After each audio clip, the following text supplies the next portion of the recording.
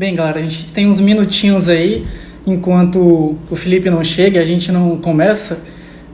Eu e o Felipe, a gente ama essa terra, a gente tem muito orgulho de ter muitas raízes aqui no Acre. A gente morou muitos anos no Rio de Janeiro e em São Paulo e sempre quisemos voltar para cá para devolver o que a gente recebeu dessa terra. E a gente sempre procura valorizar as pessoas que produzem coisas que são importantes para a nossa sociedade. E uma delas são os artistas. Enquanto a gente não começa, eu vou deixar vocês com uma musicazinha de uma banda que eu gosto pra caramba e que tem uma energia bem legal. Deixa eu botar aqui. Essa banda é Os Discordantes, e coloquei ali embaixo um local que faz a gente muito feliz, que é o Stand-By. Então fiquem com esse som legal até a gente começar as coisas aqui.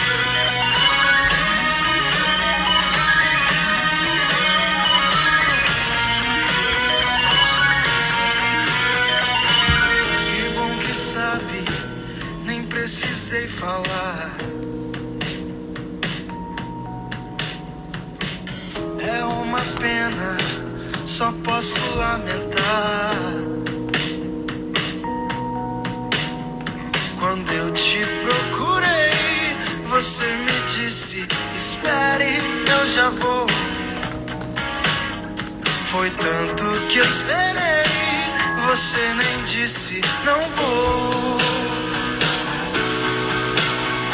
Mas hoje de manhã eu li suas palavras. Foi hoje de manhã, eu preferia nem ter acordado. Levantei, tomei o meu café, aí o telefone tocou. Hoje de manhã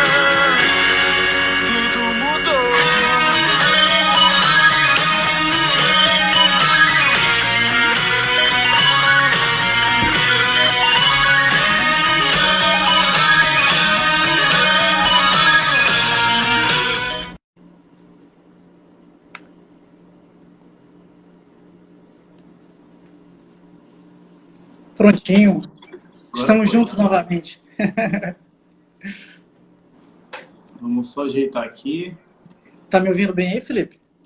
Tô te ouvindo bem. Só um Beleza. pouquinho. Só um pouquinho.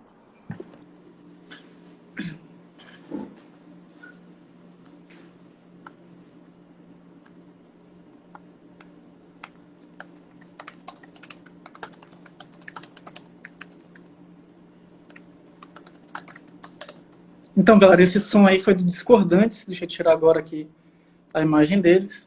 É uma banda acriana com vários artistas super talentosos. Eu botei ali também o Stand-By da nossa cidade e um local de felicidade. A gente sempre curte bons momentos lá. O Felipe está tendo um pouquinho de dificuldade aí com a internet. Enquanto isso, a gente vai esperando ele. Já já ele entra e a gente começa a live mesmo, certo? Eu e o Felipe, nós interrompemos nossas atividades mais ou menos desde o dia 15 de março, por conta da pandemia. Nossa filosofia de trabalho principal é sempre fazer as coisas de forma muito segura. A gente tem muita preocupação com tudo que envolve a cirurgia, porque para a gente tem muita coisa em jogo, né? A nossa saúde é o nosso bem mais precioso. Parece um clichê, mas com ela a gente consegue correr atrás de todas as outras coisas da nossa vida, sucesso financeiro, sucesso amoroso, enfim. Mas a gente precisa ter saúde para isso. E, além disso, uma cirurgia plástica é a realização de um sonho, né? Então, nós decidimos, desde que começou essa situação da pandemia, interromper as consultas, as cirurgias, porque entendemos que um procedimento cirúrgico, por mais que seja para ajudar o paciente, por mais controlado e planejado que ele seja, e seguindo o rigor da técnica, ele acaba sendo uma agressão também ao organismo. Então, abaixa as imunidades, o paciente precisa se recuperar de um tempo pós-operatório, e isso, nesse momento, acaba sendo um risco a mais, né? Expondo o paciente a um risco desnecessário. Então, nós interrompemos um pouco nossas atividades para preservarmos os pacientes, não achamos que é sensato correr qualquer tipo de risco. A gente sempre em cirurgia faz o contrário, que é diminuir ao máximo os riscos que o nosso paciente possa encontrar com aquele procedimento. Então, usando da melhor técnica cirúrgica, sendo franco com ele, não iludindo, não trazendo coisas que não vão beneficiar o ato cirúrgico.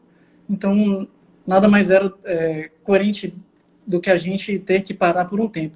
Mas as coisas, acredito e tenho fé que as coisas nas próximas semanas, nos próximos meses vão arrefecer, a curva vai descer e a gente vai poder retomar as atividades, reencontrar nossos pacientes, e a gente fica muito feliz em ver eles, porque acaba criando relações de amizade mesmo, e continuar realizando os sonhos, né? Que é por isso que existe a cirurgia plástica, realizar o sonho do encontro consigo mesmo. Tudo bem, Felipe?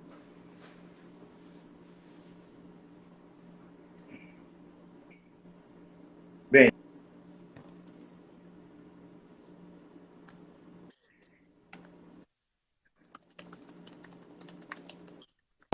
por ter um sócio tão capacitado e quem conhece o Alan sabe que ele é esse cara muito empático aí.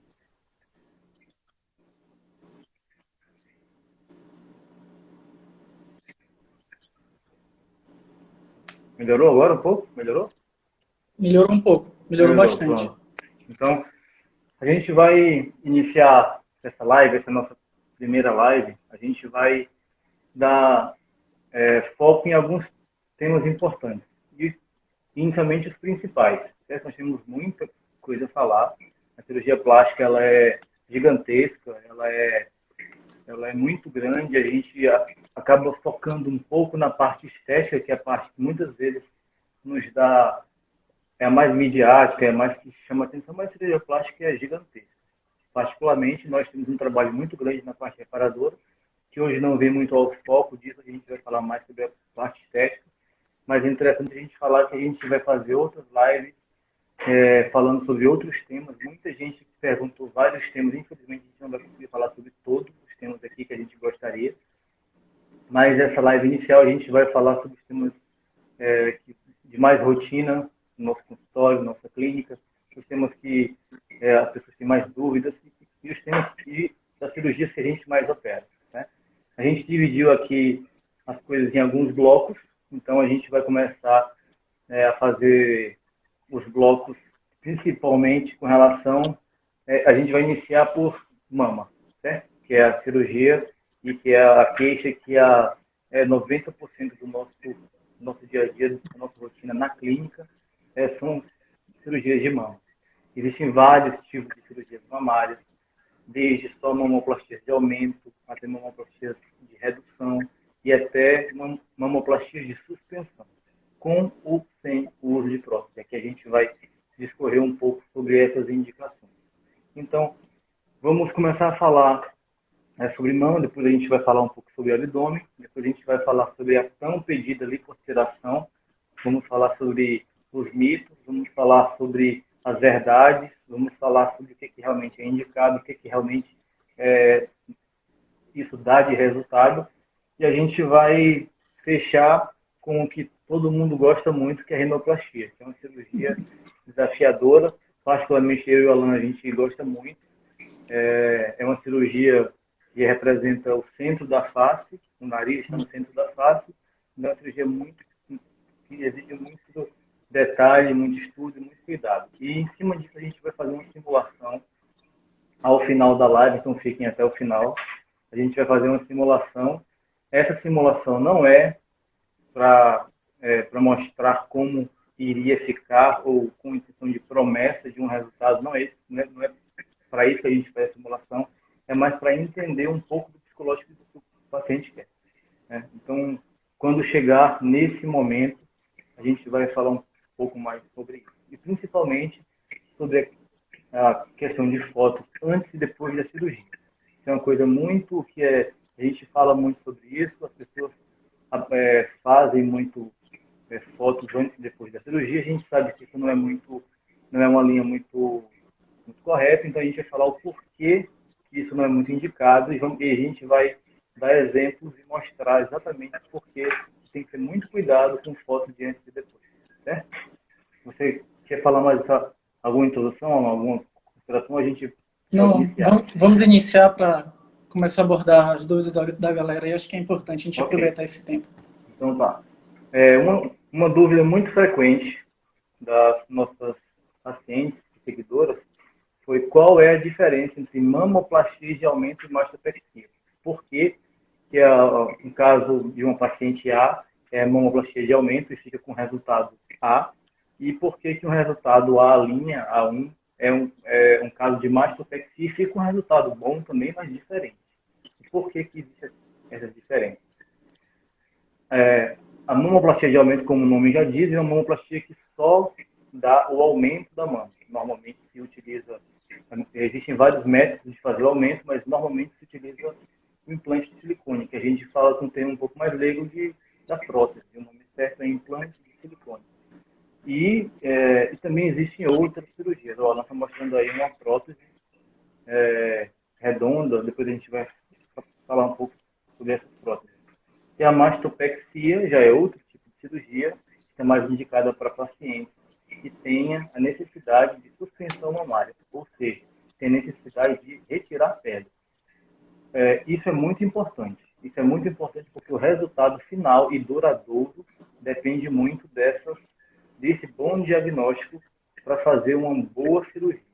Alan, gostaria da sua opinião, qual é a diferença de um paciente que, depois que a gente avalia o seu caso, quando a gente indica uma mamoplastia de aumento e quando a gente indica uma mastopexia? Boa pergunta, cara. Isso é uma dúvida que a gente sempre vê as pacientes nos questionando, né? E, na verdade, elas querem colocar prótese de silicone, mas a prótese de silicone ela tem uma porção de cirurgias que envolvem a prótese, como você falou, a mamoplastia de aumento e, às vezes, a mastopexia. Isso, às vezes, soa um pouco confuso.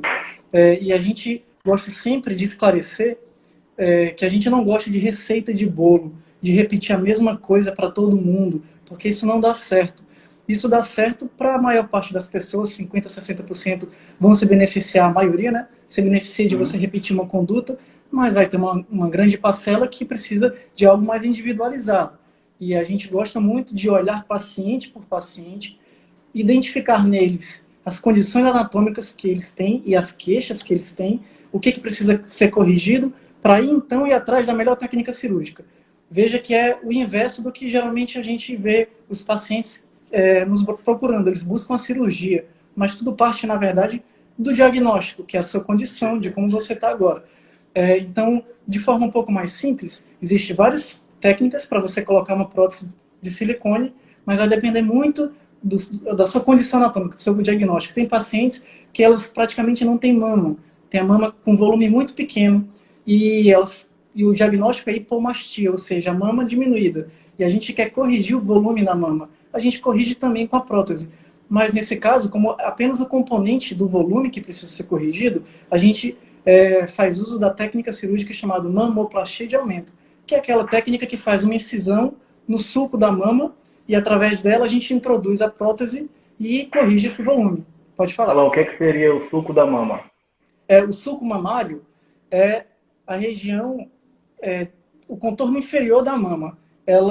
A gente consegue colocar uma cicatriz pequena, geralmente de 3 centímetros, de 3 a 5 centímetros, dependendo, geralmente 5 centímetros ali, para introduzir a prótese.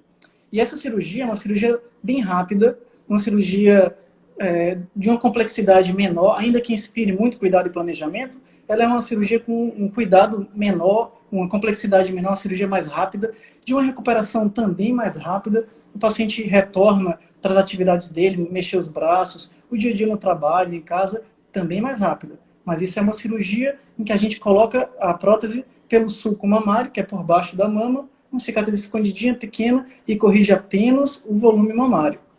Mas tem também... Existem outros acessos à mamoplastia de aumento. O que você acha sobre isso? Tem vários outros acessos.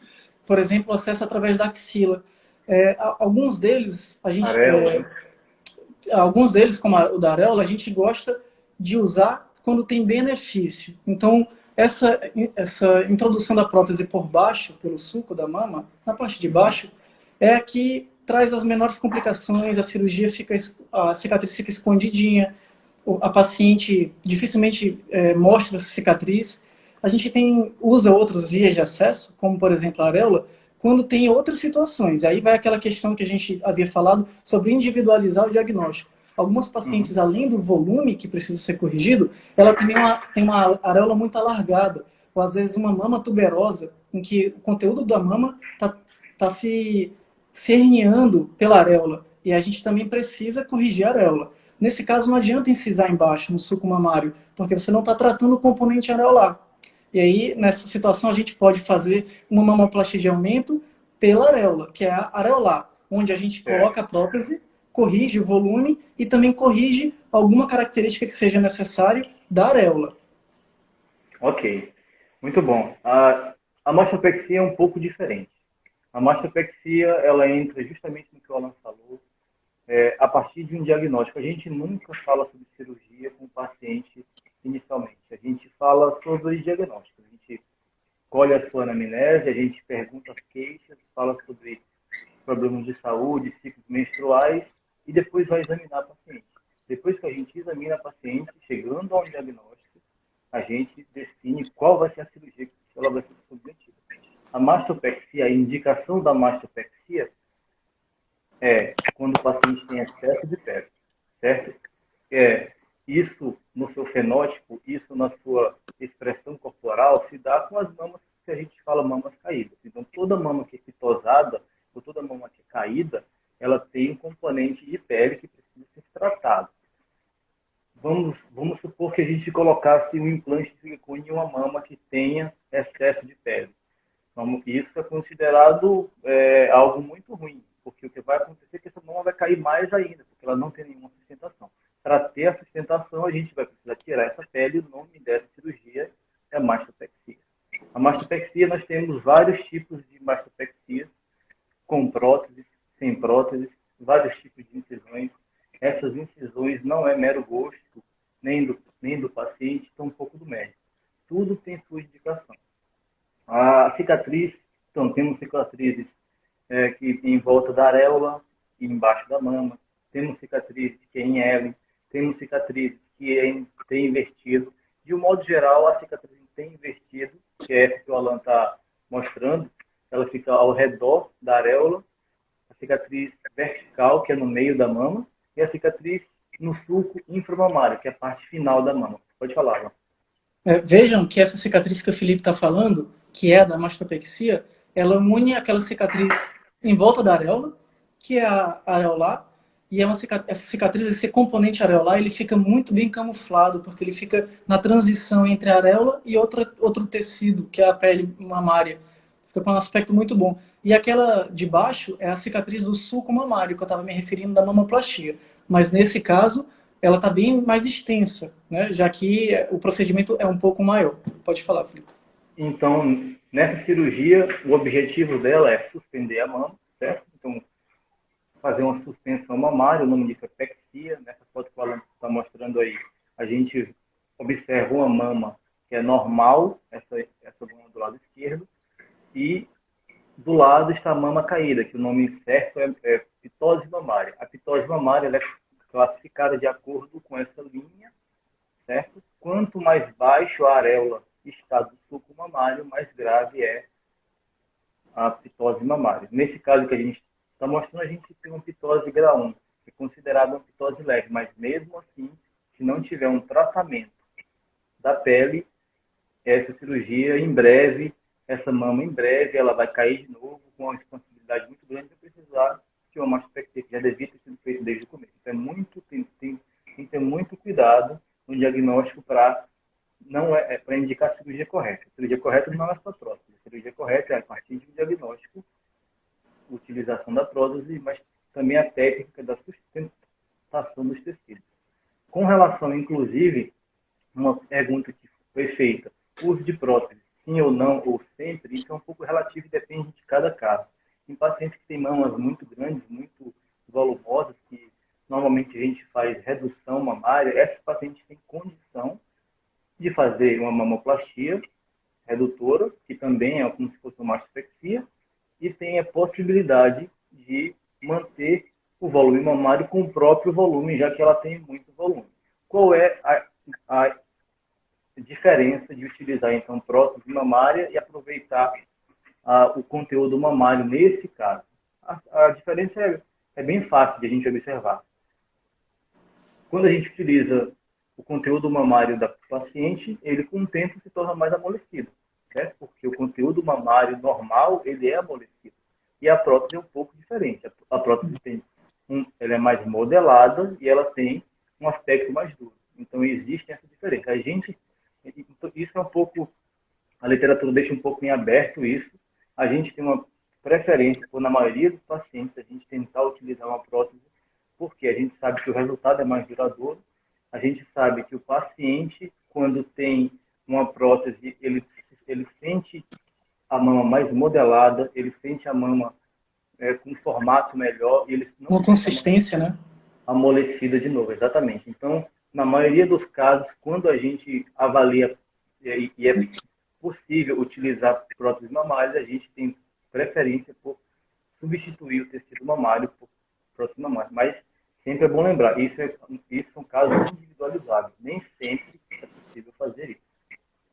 Tem alguma consideração? Sim.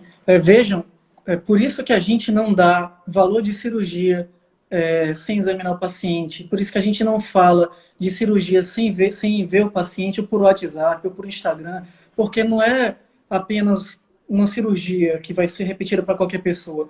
Tudo parte de um diagnóstico. Então, como nessa foto, a gente tem duas pacientes diferentes. Uma em que a mama está caída, a gente chama isso de pitose, que a gente indicaria uma mastopexia, uma cirurgia totalmente diferente, mais longa, mais trabalhosa, como o Felipe falou, pode ter prótese ou não, e uma outra paciente que poderia aumentar o tamanho, e seria uma mamoplastia de aumento. Então, não é prudente você passar orçamentos, fazer indicação de cirurgias por foto, sem examinar a paciente, sem avaliar o grau de distensibilidade da pele dela, a presença de algum outro componente de flacidez cutânea, o volume da mama, o diâmetro da areola, enfim, todas essas coisas precisam ser muito bem avaliadas para a gente identificar o que o paciente precisa e daí escolher a melhor técnica que vai beneficiar ele. Dessa forma, não existe uma técnica melhor que a outra. A mamoplastia de aumento é melhor do que a mastopexia. Não é isso. E também, essas indicações não é gosto do cirurgião. O doutor fulano gosta de botar a prótese por baixo. O outro gosta de fazer o T invertido, que é esse. Não é gosto, é indicação. Para paciente que foi indicado a mastopexia, que é essa do T invertido, e que deixa cicatrizes maiores, cicatrizes de boa qualidade, mas maiores, para ela foi a melhor cirurgia. Porque não adianta nada você tentar encaixar uma cirurgia que com receio de deixar cicatrizes, mas encaixar uma cirurgia que não vai resolver o problema dela. Então é importante... Desculpa, pode falar. Pode falar. Inclusive os resultados são diferentes, né? Porque nós muitas vezes falamos de mamoplastias de aumento em pacientes mais jovens, pacientes que ainda não gestaram, pacientes que a mama tem um tempo de vida menor, e o paciente que normalmente faz mastopexia é um paciente que às vezes já gestou, teve uma oscilação de peso, então a pele é um pouco diferente. Então tudo isso influi também no resultado. Por isso, gente, também que não adianta se comparar com outras pessoas. Eu quero um peito igual ao da fulana. Todo mundo tem um corpo diferente, todo mundo tem situações, circunstâncias diferentes na vida. Tem gente que tem um filho, tem gente que tem 5, tem gente que não tem nenhum, tem gente que tem 20 anos, tem gente que tem 50. Então tudo isso faz parte do diagnóstico. Tem aquele exemplo que você sempre usa, né, Felipe? De a gente ser irmão e é bem diferente, né? Para não se comparar. Nós somos irmãos, né? Eu sou mais velho, o Alan é do meio, e nós somos parecidos, mas nós temos algumas coisas bem diferentes. Cirurgias em mim ficariam um pouco diferentes do Alan e vice-versa. Alan, eu gostaria que você falasse um pouco dos tipos de prótese e o que é o plano submuscular. Legal. Gente, tem muita coisa que acabou ganhando espaço na mídia, na internet, muita coisa técnica. Eu acho isso bom, porque é sempre bom a gente se informar, a gente saber daquilo que vai ser feito no nosso corpo, ter o máximo possível de informações daquilo que vão fazer na nossa cirurgia. Mas a gente precisa muito saber interpretar as informações, e a internet às vezes falha um pouco nisso, porque ela lança um monte de informação na rede, mas você precisa de vivência para interpretar ela, de experiência, e isso vem com o dia a dia, com a sua formação, isso vem através da opinião dos profissionais. Então, a gente sempre gosta de esclarecer algumas coisas para os nossos pacientes terem uma noção do que está acontecendo, ter uma noção do planejamento da cirurgia dele, mas tem algumas características que são técnicas, são escolhas técnicas que precisam ser respeitado também a opinião do profissional. É igual, por exemplo, imagina você vai construir uma casa, você pode falar para o seu arquiteto e para o engenheiro, olha, eu quero 2 quartos, eu quero uma sala que seja integrada com a cozinha, eu quero um quintal, isso é legal. Mas você não pode chegar para o engenheiro, para o arquiteto e falar, olha, eu quero um cimento com tanto de brita, tanto de areia e tanto de cimento. Isso não vai dar certo. A gente, o leigo, não tem condição técnica de optar sobre isso. Algumas coisas sobre os implantes são da mesma forma. O médico ele precisa ser muito prudente para não ceder a todos os pedidos do paciente, porque às vezes o paciente ele não sabe o que está pedindo, e não é culpa dele, porque você precisa de uma formação mesmo para isso. Então a gente mostra e explica tudo, mas gostamos muito de chegar num consenso, de ver o que o paciente está desejando, o que ela espera da cirurgia, o que ela acha bonito, qual tipo de mama ela acha bonito, e sugerir para ela o que mais se encaixaria com esse resultado. Então, muitos pacientes chegam, olha, eu operei com minha amiga colocou 300 ml, eu quero uma prótese de 300. Ficou bonito para ela, às vezes não fica bonito para a paciente. Então, isso é uma decisão que deve ser feita em conjunto, o médico e a paciente, mas o médico precisa, não pode ceder a qualquer pedido do paciente, precisa orientar e guiar o paciente para aquilo que seja de encontro ao que ele está buscando. Então, sobre essas características que o Felipe falou, a gente tem aqui uma foto de uma mama, né? A gente vê a parte do músculo, que é essa parte vermelhinha, e a parte do tecido adiposo e da glândula, que é essa amarela. A gente pode botar a prótese em vários espaços. Esse espaço onde a prótese está é na frente do músculo peitoral. Ele é um espaço bem anatômico, bem fisiológico, porque esse espaço já existe. A gente abre uma loja de um tamanho específico para o diâmetro daquela prótese, posiciona a prótese e ela fica alojada nesse espaço. Tem um outro espaço também chamado espaço retromuscular, que é o espaço atrás do músculo, igual nessa foto, que a prótese também pode ser colocada. E isso não é uma questão de gosto também. O doutor fulano gosta de colocar atrás do músculo, o doutor ciclano gosta de botar na frente do músculo.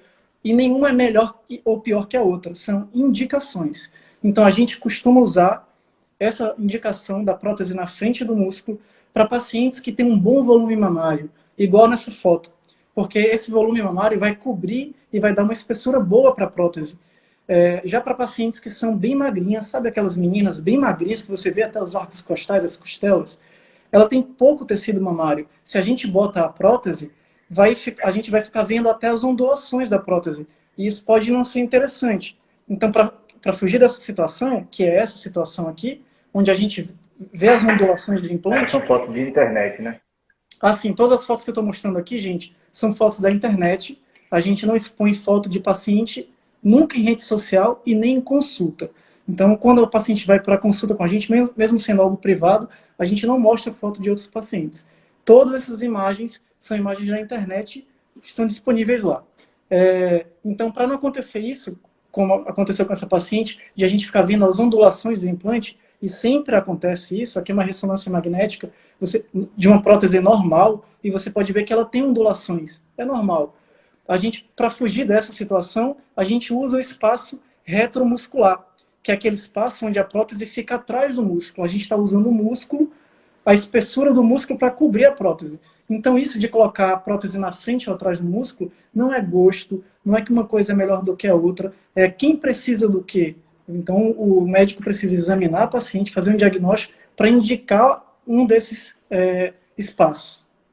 Então, gente, isso é muito importante porque tem muita gente que chega imagina que vê na internet e muitas vezes eles imaginam que o plano submuscular é um plano que é melhor ou que ele sustenta a mama. Tem muita gente que vê na internet ou em algum Instagram, dizendo que o plano submuscular, a mama não cai. Isso é uma grande falácia. Isso não acontece, certo? Toda mama um dia vai cair, porque a gravidade continua agindo, os seres humanos continuam envelhecendo, nós vamos perdendo colágeno, nós vamos perdendo elastina, vamos perdendo elastose, então a mama vai caindo. Então, é um grande mito que o plano submuscular, a mama não cai. A gente sempre dá um exemplo clássico, que gostaria que o Alan mostrasse, um exemplo clássico também de foto de internet, não é paciente nosso, a gente não mostra foto de paciente. Isso é uma foto de um paciente que fez uma mamoplastia, provavelmente de aumento, que a gente não vê nenhuma outra incisão, provavelmente no plano submuscular, porque a gente vê as próteses agarradas embaixo do músculo, e a mama, que está sempre acima do músculo, ela caiu por cima do músculo e da mama. Isso aconteceu por quê? Porque sempre acontece em qualquer tipo de situação de mama. Talvez nesse caso, como a gente falou anteriormente, o diagnóstico não era uma hipomastia. O paciente tinha algum excesso de pele. Deveria ter, provavelmente, eu sugiro, né? É fácil a gente falar depois, mas talvez seria mais interessante ter feito uma mastopexia. E essa foto mostra muito que o plano submuscular, ele não é melhor ou pior do que o plano subglandular. Ele tem indicações diferentes, certo? E, como o plano subglandular, como qualquer plano, a mama também cai. A diferença é que a mama cai de uma forma diferente. Eu, particularmente, prefiro que quando a mama cai, ela caia de uma forma natural, e não um aspecto um pouco estranho da prótese agarrada atrás do músculo e a mama em cima dela pitosada, certo? A gente está um pouquinho atrasado, eu vou falar algumas perguntinhas aqui mais importantes da mama. Eu vou falar sobre uma pergunta muito importante, que todo mundo pergunta muito, sobre os tipos de prótese. Nós temos alguns tipos de prótese, alguns modelos de prótese, certo? Nós não, o mercado, né, tem alguns modelos de prótese, e cada prótese tem, além do seu formato, tem o seu perfil. Alan, o que é perfil de prótese? Então, gente, isso é uma outra informação que é muito comum a paciente chegar com o volume e o perfil, que a gente chama de projeção da prótese.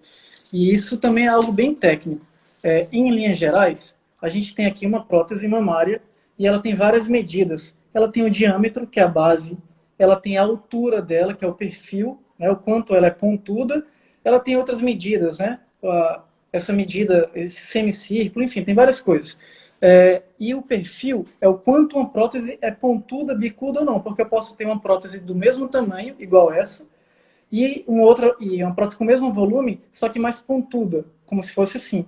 E é por isso que nos catálogos de próteses, como esse daqui, a gente tem várias opções.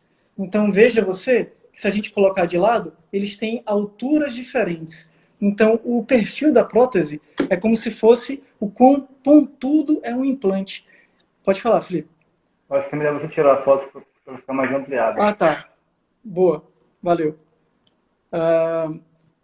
Ótima sugestão. Então, é o quanto pontudo ou bicudo é uma prótese.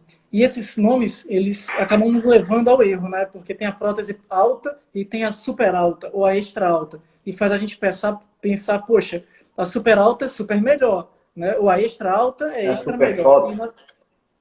Exatamente. E na verdade não é por aí, não. Não quer dizer que a extra alta ou super alta é melhor do que a alta. Só quer dizer que ela é mais bicuda do que a alta. E isso também é indicação. Tem pacientes que a gente prefere usar uma prótese alta. Tem outros pacientes que a gente prefere usar uma prótese extra alta, com objetivos muito específicos para isso. Então a gente procura desestimular um pouco, e explicando, né, dessa forma para a paciente, às vezes que ela chega com ideia de prótese, olha, eu quero uma prótese redonda de 300 ml super alta, porque minha amiga colocou e ficou muito bonito. Vamos te examinar, vamos ver sua condição anatômica, vamos ver o que fica melhor para você. Às vezes é a super alta, mas às vezes não. Às vezes a alta para ela já é o suficiente, é o que deixa ainda mais bonito. Exatamente. A última pergunta sobre esse bloco de mama, que na verdade não se atém somente à mama, é a questão da cola cirúrgica, que a mais comum é a dermabond. se a cola substitui os fios. Gente, é o seguinte, nenhuma cola substitui nenhum fio, tá? Toda cirurgia plástica, ou qualquer cirurgia, seja plástica, urológica, vascular, oncológica, qualquer cirurgia, toda cirurgia se utiliza um fio, certo? E fios de vários tipos de tecnologia, fios com tecnologias mais simples, fios para alguns lugares com tecnologias mais intensas, fios absorvíveis, fios não absorvíveis. Tudo bem, doutor. Então, qual é a necessidade da cola? A cola, que é mais que um dermabond, a gente não tem nenhum conflito de interesse, a cola ela é mais como se fosse um adesivo, certo? Não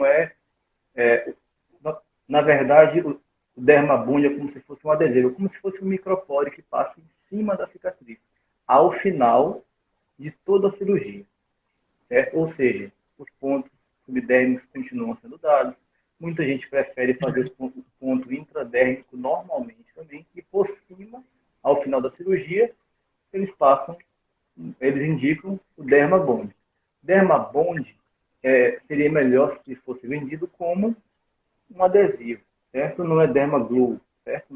Ela não cola os tecidos, ela faz uma cobertura.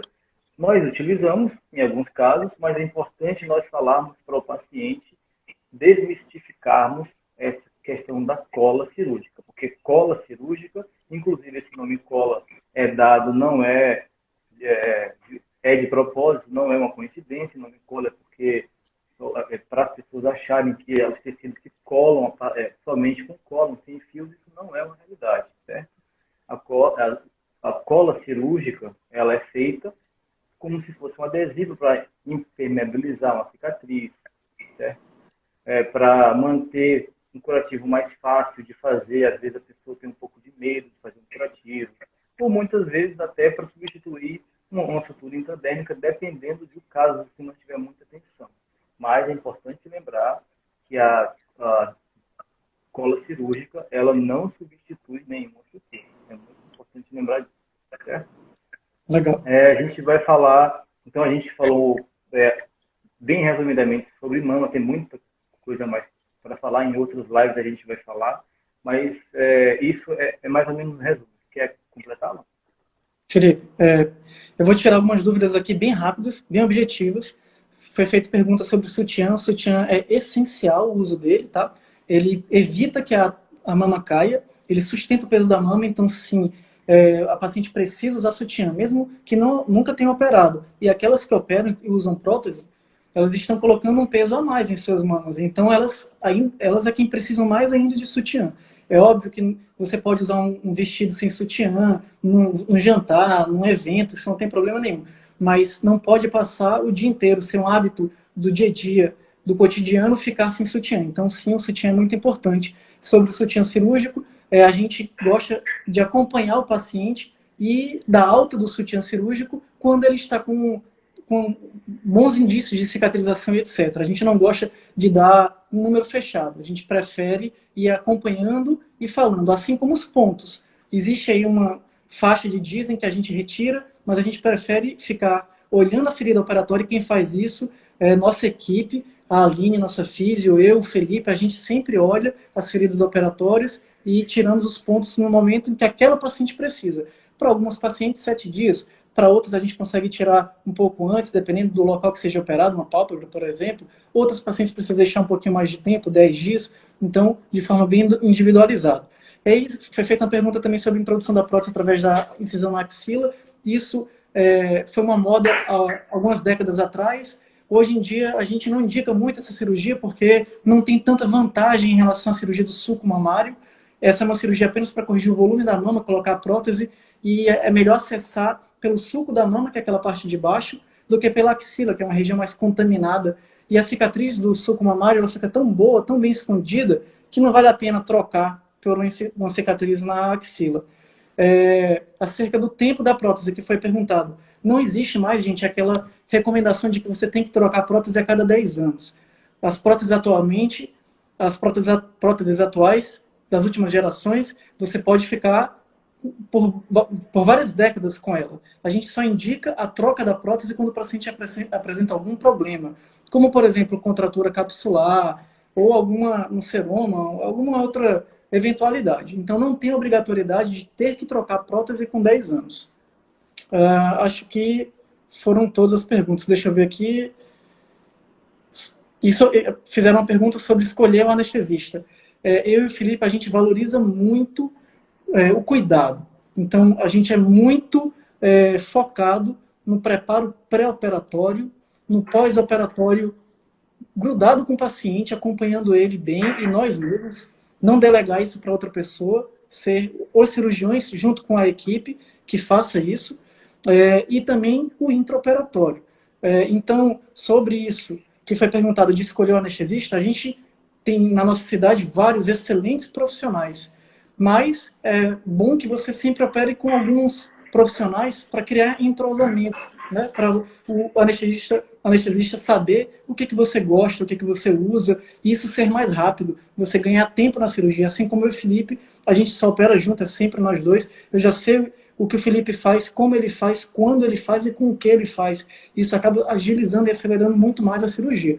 Então a gente tem alguns anestesistas que são nossos amigos, nossos parceiros de excelente qualidade que trabalham conosco, e a gente decide junto com o paciente, mas sempre dentro dessa, tentando manter pessoas que a gente já trabalham e conheçam e tem esse entrosamento.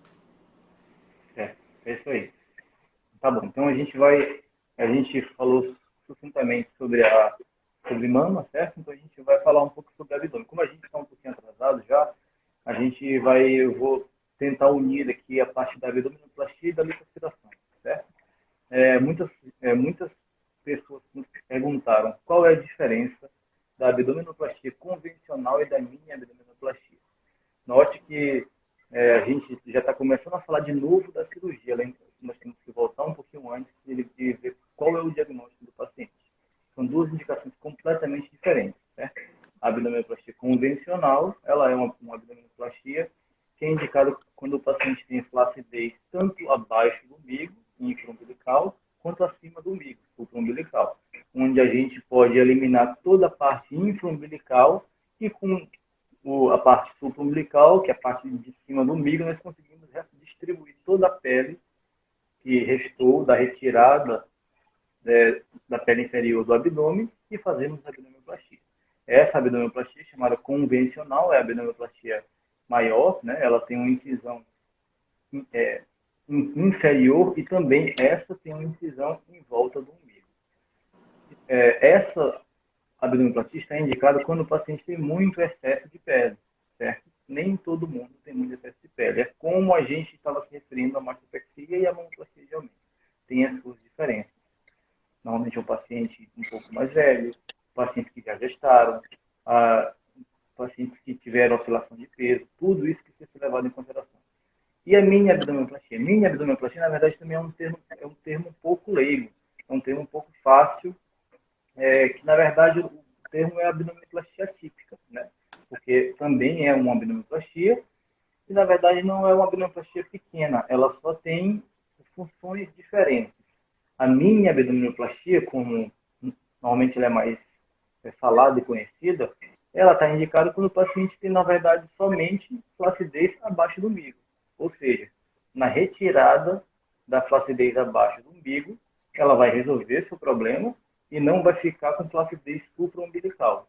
Ou seja, cicatrizes menores e aquela cicatriz em volta do umbigo ela não vai ter, porque afinal o umbigo não vai ser mexido. Mas, como vocês viram na minha explicação, são casos diferentes.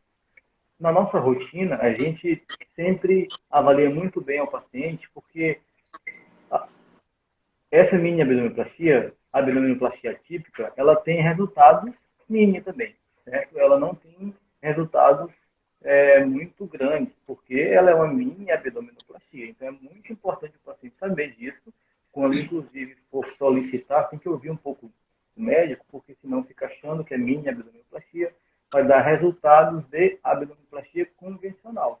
E não é essa a questão, certo? Quer falar sobre isso, Lan? Alguma coisa? Não, eu Tem acho alguma que consideração? não, acho que Mostrar foi alguma bem. cicatriz? Estou satisfeito com a tua explicação. Acho que é fundamental avaliar o paciente, ver se realmente ele tem essa indicação. E uma coisa que eu gostaria de desmistificar muito é de tirar esse conceito de que a minha abdominoplastia é melhor do que a outra, a prótese extra alta é melhor do que a alta, a mama de aumento é melhor do que a mastopexia. Não é assim que funciona. Para cada pessoa, você tem uma técnica cirúrgica que melhor beneficia o seu caso. Certo, isso aí. Tá bom. É, vamos falar, então, sobre obesidade e abdominoplastia. Daqui a pouco a gente vai falar isso sobre a lipoaspiração. Na verdade, isso inclui um pouco, porque a lipoaspiração, às vezes, está sempre associada um pouco à abdominoplastia, porque, na verdade, isso é um tratamento do contorno do corpo. Não existe, a gente sempre que faz abdominoplastias, sejam elas ou mini abdominoplastia ou convencional, a gente sempre faz lipoaspiração, só que são lipoaspirações diferentes. Uma pergunta interessante. A, a abdominoplastia e a lipoaspiração substitui a perda de peso? O que você acha, lá? Bem sucintamente, para a gente não perder a hora. Não, nenhuma cirurgia estética emagrece, gente. A gente tem várias ferramentas terapêuticas que se somam. Um paciente que está acima do peso, ele tem gordura dentro do organismo. Então vejam essa foto, a gente tem dois pacientes, Qual que um magro sensacional, né? e um mais gordinho. Tudo que está em amarelo é gordura. Veja que ainda que eu conseguisse tirar toda aquela camada amarela na pele e eu conseguisse lipoaspirar tudo, que é impossível, o paciente ele ainda iria ficar com o abdômen abaulado. Por quê? Ele tem muita gordura dentro da barriga. Olha o quanto que está amarelo dentro da barriga, comparado com aquele outro paciente mais magro. Essa gordura ninguém tira, em cirurgia nenhuma. A cirurgia plástica ela não tem o intuito de emagrecer ninguém.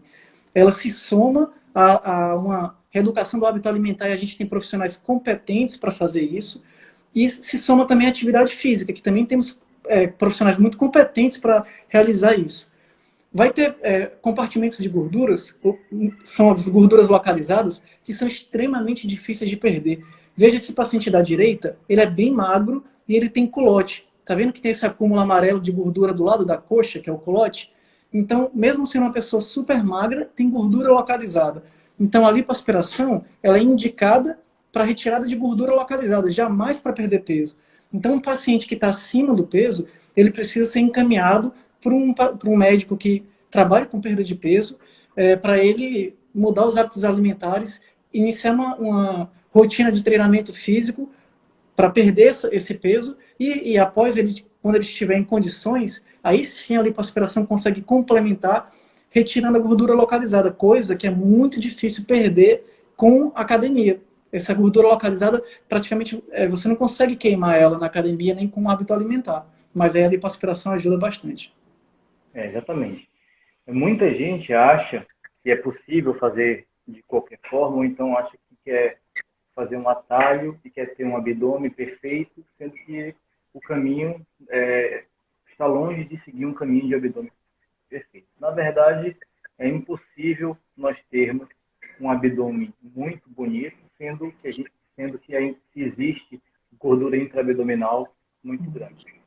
Outro fator muito importante também, além da gordura intraabdominal, é a questão da coluna vertebral. Alan, por favor, coloque uma foto para a gente exemplificar melhor. Quando a gente tem um desvio da coluna na parte lombar, pode ser uma escoliose lombar, todo esse conteúdo intraabdominal ele vai ser empurrado para frente, certo? Isso vai expressar o nosso corpo como um abaulamento abdominal, ou seja, com um abdômen avantajado. Tem gente que emagrece, fica com um percentual de gordura reduzido, com gordura intraabdominal muito pequena, só que ainda continua com um abaulamento abdominal, com a barriga ainda como se estivesse estufada. Isso acontece porque muitas coisas, além da pele e do músculo, influenciam na expressão do abdômen. Então, tem gente que tem um desvio lombar tão grande que toda aquela desvio da coluna empurra todas as vísceras para frente e por mais que nós façamos uma abdominoplastia convencional, com o fechamento dos músculos retos abdominais, ela vai continuar, obviamente, muito melhor do que antes, mas ela vai continuar com um pouco de abalamento abdominal. Você tem essa foto ou Não, não está carregando aqui. Isso que o Felipe tá... Pode concluir o falar. raciocínio.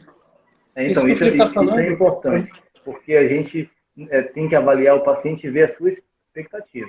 Se o paciente tem gordura visceral alta, né, isso a gente pode ver pelo teste das pregas cutâneas, isso a gente pode ver pela bioimpedância, isso a gente pode ver pelo hábito alimentar do paciente.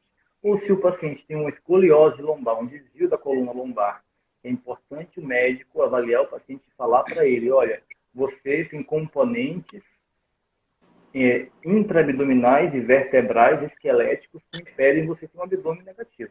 Então, a sua indicação, seja qual for, convencional ou mini abdominoplastia, o seu resultado vai ser mais ou menos esse daqui.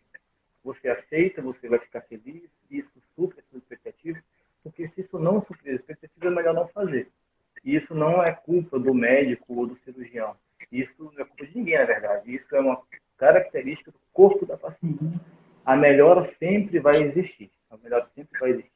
A gente tem que saber se essa melhora que é possível ser dada, se ela vai estar aliada à sua expectativa. Se estiver aliada, como a gente sempre fala no consultório, se estiver aliado, o nome disso vai ser sucesso, felicidade. Se não estiver aliado, o nome disso vai ser frustração. Então, a gente pode falar. Só resumindo, a abdominoplastia é a cirurgia que trata o excesso de pele, ela trata a diastase da parede abdominal, que é esse afastamento do músculo da parede abdominal, e ela trata o excesso de gordura, a gordura localizada, mas ela jamais vai te emagrecer. Então, aqueles pacientes que têm muita gordura, que estão com a porcentagem de gordura corporal alta, eles precisam ser encaminhados para profissionais para fazer a reeducação do hábito alimentar, que não é necessariamente perda de peso. Doutor, quantos quilos eu tenho que perder? O profissional vai te avaliar, ver a porcentagem de gordura corporal e ver o que de fato você precisa perder de gordura corporal para estar em uma condição melhor. Quer que fale sobre cicatrizes, Felipe? Não, acho que a gente pode mostrar uma cicatriz só para eles entenderem um pouco. De forma rápida, a cicatriz resultante da abdominoplastia é essa, uma cicatriz que a gente tenta deixar ela guardada na linha, na região que fica coberta pelo biquíni ou pela calcinha. Doutor, mas é uma cicatriz extensa. É extensa. E ela é tão extensa quanto existe a pele em excesso. Ou seja, quanto mais há pele em excesso, maior a extensão dela. E a gente é muito franco com os pacientes. A gente não promete ilusões. A gente coloca sempre o pé no chão para o paciente saber o que vai encontrar. Não adianta nada a gente vender ilusões, falar que vai fazer uma cirurgia que não deixa cicatrizes, que ela vai ficar linda e maravilhosa, se quando ela acordar da cirurgia, ela vai se deparar com a realidade. Então a gente precisa ser franco, falar exatamente o que o paciente vai encontrar, para ele decidir se ele quer isso ou não. Se ele quiser, e isso for fazer feliz, ótimo, vai ser felicidade. Então a cicatriz da abdominoplastia é uma cicatriz extensa, mas de muito boa qualidade. Como o Felipe estava falando naquela questão do Dermabond, há dois componentes principais que dão a qualidade de uma cicatriz. O primeiro é o seu organismo. E o segundo é como foi feita a técnica cirúrgica para o fechamento e o cuidado pós-operatório. Então, a gente tem muito cuidado e obedece o rigor da técnica cirúrgica para que a cicatriz fique o mais camuflada possível e de melhor qualidade possível. Se for necessário o uso de algum cosmético, a gente usa e indica estritamente o necessário. Somente o que o paciente vai precisar. A gente não fica vendendo e prometendo cosméticos milagrosos, porque não funciona assim. Você só está fazendo o paciente lidar com custos que não tem necessidade. Então a cicatriz, tanto na mastopexia quanto a da abdominoplastia, às vezes assusta o paciente, mas são cicatrizes que são excelentes, com o passar do tempo ficam muito boas, algumas de difícil visualização, e é uma troca, né, gente? Você está trocando melhorar o contorno do seu corpo e está abrindo mão de ter uma cicatriz. Então é uma troca que vale a pena. Ok. Então tá, a gente já falou muito sobre, inclusive, durante a abdominoplastia, a gente já falou também muito sobre lipoaspiração. Uma pergunta que fizeram, lipoaspiração é seguro? Sim, lipoaspiração é muito seguro. É uma cirurgia com uma segurança igual à de uma mamoplastia, igual à de uma abdominoplastia, desde que seja muito bem avaliada, muito bem indicada, muito bem tratada. além da técnica cirúrgica adequada, o paciente com o perfil certo e no momento certo. Essa é uma cirurgia completamente muito segura, não é preciso nenhum medo. Por que a gente tem tanto medo? Porque a gente não, porque o paciente normalmente fala de tanto medo de lipoaspiração. Justamente porque se faz lipoaspiração no paciente sem nenhuma condição, né?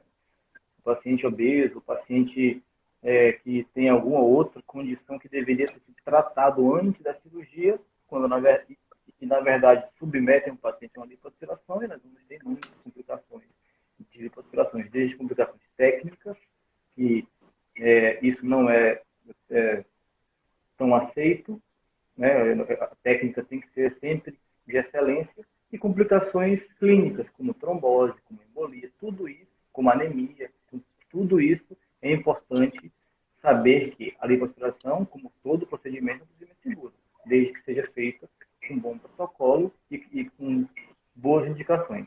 A lipoaspiração é para emagrecer? Não, nenhuma lipoaspiração emagrece. Inclusive, a lipoaspiração não foi feita, a ideia de quando a lipoaspiração surgiu, ela não foi feita para tirar exatamente gordura e nivelar o paciente. Ela foi feita para coletar a gordura e enxertar em outros lugares. Com isso, viram que nós conseguimos reduzir o contorno, melhorar o contorno corporal. Então, a lipoaspiração andou muito mais ainda na parte estética, mas é importante lembrar que lipoaspirações precisam ser feitas de uma maneira certa. Muito hoje se fala da lipoaspiração HD ou lipoaspiração de alta definição. A gente vai comentar um pouquinho isso agora. Lipoaspiração de alta definição. O que é lipoaspiração de alta definição, na verdade? Lipoaspiração de alta definição é, durante a lipoaspiração, ser feitas em algumas áreas anatômicas, lipoaspirações mais intensas, de modo que isso simule um abdômen com um músculo reto abdominal bem exuberante, ou seja, um abdômen sarado. Dá para, então, sendo bem resumidamente, a lipoaspiração de alta definição é isso, ela define um abdômen, né? Ela simula a definição de um abdômen. Essa lipoaspiração pode ser feita em todo mundo? Obviamente que não, certo? Essa lipoaspiração, ela está reservada para pacientes que têm um contorno corporal já muito próximo do ideal, onde o que ela precisa, na verdade, não é tirar a gordura do abdômen, o que ela precisa, na verdade, é definir o seu abdômen. E aí, nós podemos definir esse abdômen lipoaspirando um pouco mais de intensidade as linhas corporais, que são as linhas as linhas do músculo oblíquo, as linhas dos músculos retos. E então não é uma lipoaspiração que é executável e nem indicada em qualquer paciente, muito menos no paciente que está obeso. Então é muito importante a gente saber disso, para vocês saberem disso, a gente explicar isso a vocês, para isso também não ser vendido como algo factível em todo mundo. Nós temos algumas fotos que a gente vai botar, também não são fotos de pacientes nossos, são fotos de internet, e provavelmente vocês já devem ter visto essas fotos, porque foi muito bem circulado, mas a gente vai mostrar o que é a abdominoplastia, essa lipoaspiração, e também vai mostrar como era o abdômen dessa paciente antes de ser operado, para a gente ver qual é a indicação e qual tipo de paciente que pode ser feito isso. Pode falar, Luan. A live vai ser interrompida agora, mas vamos interromper e abrir de novo, ok, gente? Então eu vou interromper a live e a gente acessa novamente. Beleza.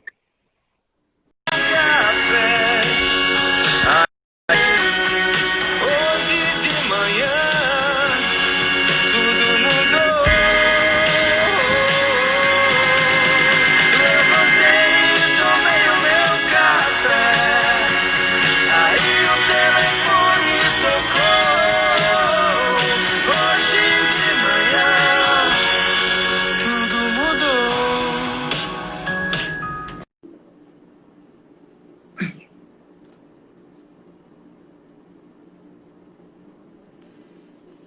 Pronto, estamos de volta.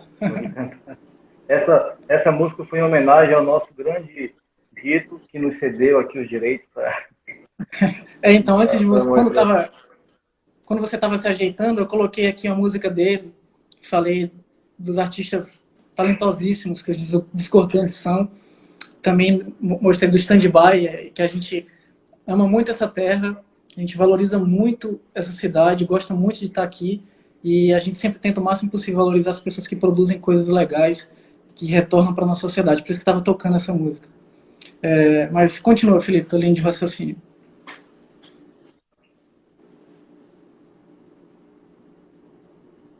Mostrando Tá algumas congelado. fotos da internet. Normal. Agora deu? Melhorou?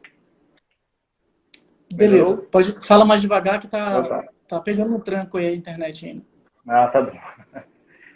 Certo, então a gente vai iniciar. Eu vou mostrar agora umas fotos que são da internet, certo? Não são fotos de pacientes nossos, provavelmente todo mundo já viu essas fotos. A gente vai analisar as fotos. Então, Alan, gostaria que você mostrasse uma foto da cirurgia do paciente, como fica uma lipoaspiração de alta definição ao final. Então, gente, nessa foto, nessa foto a gente vê um paciente, essa foto não é nossa, não é de paciente nosso, a gente vê um paciente provavelmente com uma gordura corporal extremamente baixa, provavelmente um paciente atleta que tem uma atividade física intensa, uma dieta super controlada e por isso que ela inclusive tem a indicação de fazer esse procedimento. Se vocês perceberem, existem marcações nas linhas do músculo oblíquo, que são essas laterais, e tem essas marcações no meio do abdômen, um pouco acima do umbigo. Isso faz com que o abdômen fique parecendo um abdômen sarado, certo? Essa é a intenção. Note que é uma paciente que permite esse tipo de abordagem. Vamos supor que a gente tivesse um abdômen muito volumoso. A gente jamais iria conseguir lipoaspirar para ficar dessa forma. Doutor, é possível fazer uma lipoaspiração HD ou uma lipoaspiração de alta definição? É possível. Depende do paciente, depende da indicação sempre. Certo? Alan, tem outra foto que mostra o paciente antes de ser operado. Eu gostaria que você mostrasse. Essa foto é uma foto que não é essa, mas eu vou depois fazer um gancho. Essa foto foi postada... Não, a outra. Essa foto foi postada como antes e depois, certo? Mas pode puxar outra foto, a próxima. Mas note que o abdômen dessa paciente sempre foi muito bom, certo? Eu acho que todo mundo, toda mulher gostaria de ter um abdômen como o dessa paciente na foto. Ela já tinha um abdômen bom, ela provavelmente faz uma dieta extremamente qualificada, faz atividade física, então nessa paciente é possível fazer uma alta definição. Mas notem, nós não podemos vender uma cirurgia que não é executável em todo tipo de paciente. Isso é, no mínimo, responsável. Né? A gente precisa orientar os pacientes que cada caso tem a sua indicação. Essa paciente se beneficiou, certo, dessa cirurgia, porque provavelmente ela seguiu todas as recomendações que o Alan, inclusive, falou. O Alan falou da dieta, o Alan falou da gordura intraabdominal, o Alan falou de exercício físico. Então, é justamente esse tipo de paciente que pode ser submetido à lipoaspiração de alta definição. Então, se você, paciente, mulher,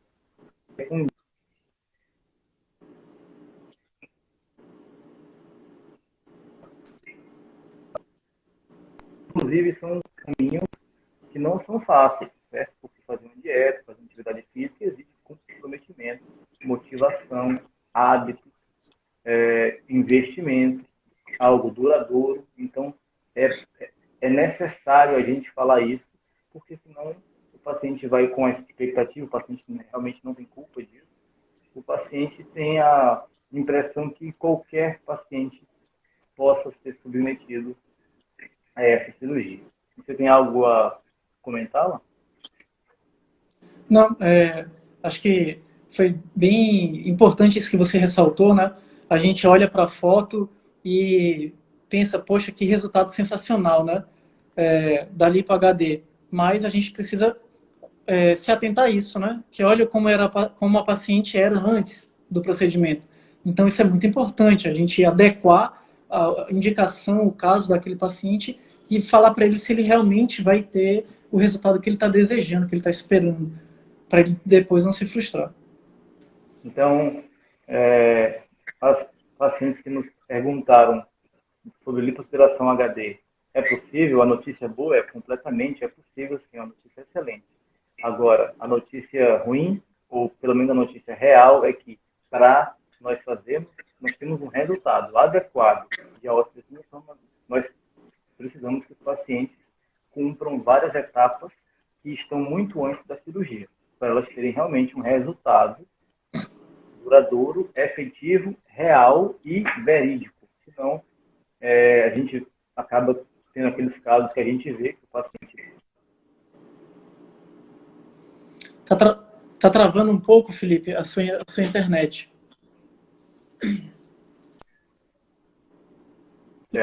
Vou tentar mudar um pouquinho aqui. Melhorou? Melhorou.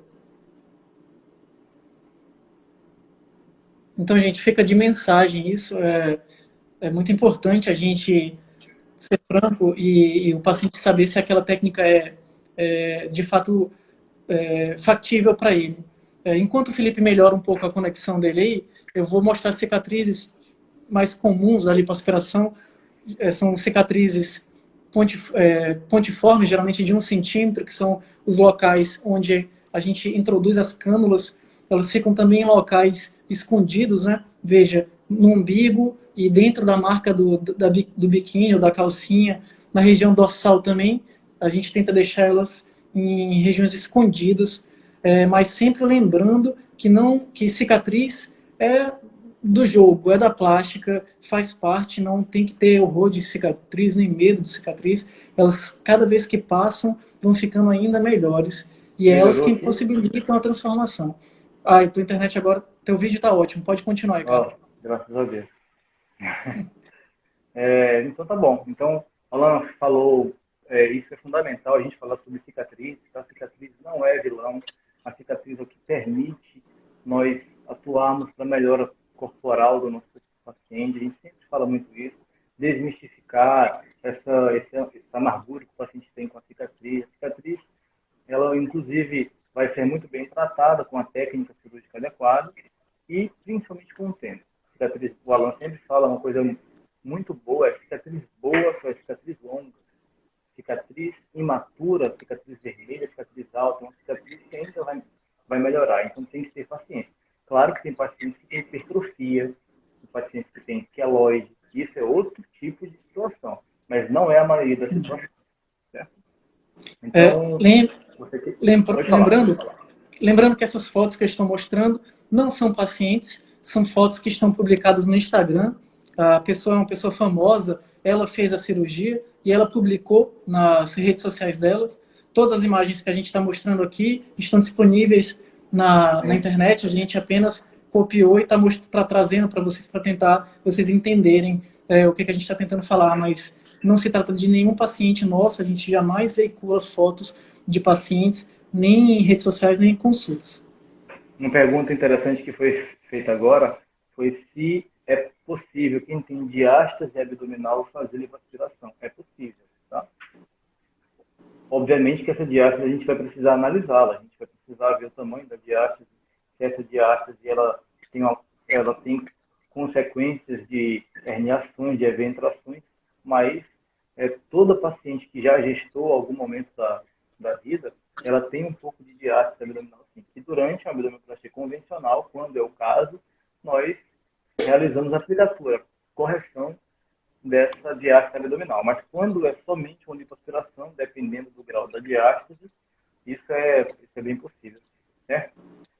A gente agora vai falar sobre rinoplastia, certo? E a gente vai aproveitar para falar sobre rinoplastia e a gente vai fazer uma simulação em breve. Eu acho que é a parte mais dinâmica aqui da nossa live, a parte mais importante que a gente deixou para o final.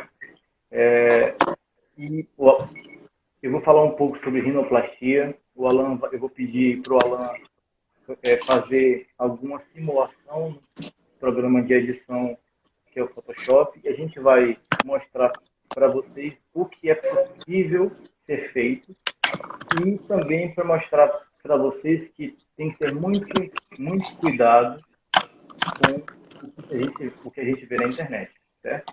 As coisas na internet, elas são, muitas vezes a gente vê e a gente torna aquilo como uma realidade absoluta, pedra fundamental, e muita gente fica neurótica com isso.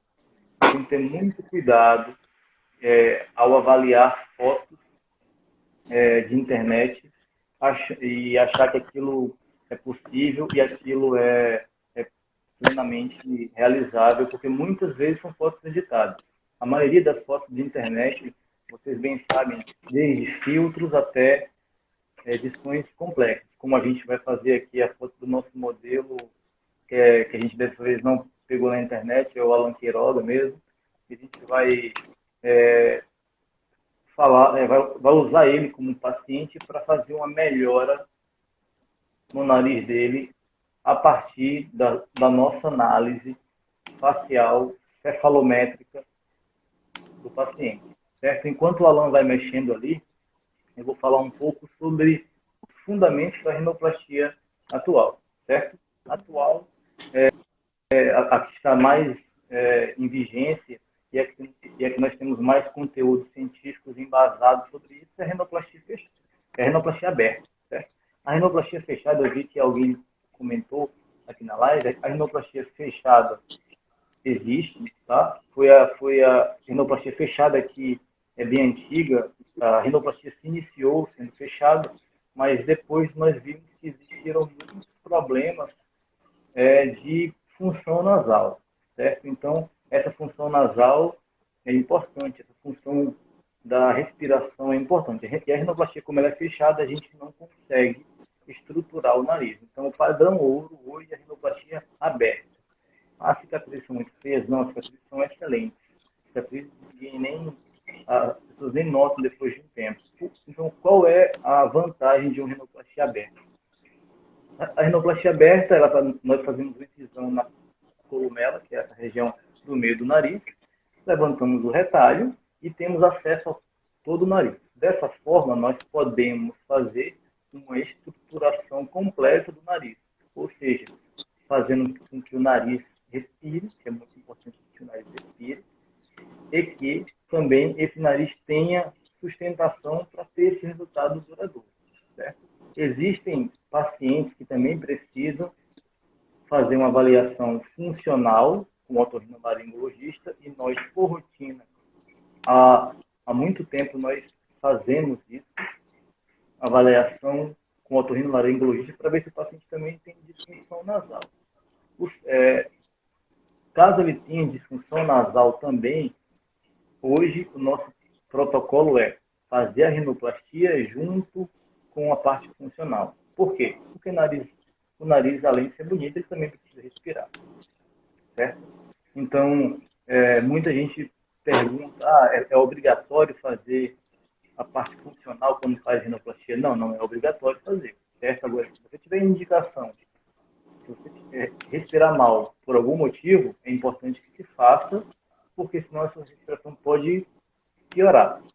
Também há casos que o paciente não quer fazer as duas cirurgias ao mesmo tempo, mas ele precisa saber que isso é uma escolha que também é possível, não tem nenhum problema, mas é impossível saber que a parte da rinoplastia externa, ela não tem nada a ver com a parte funcional do septo ósseo e cornêo, certo?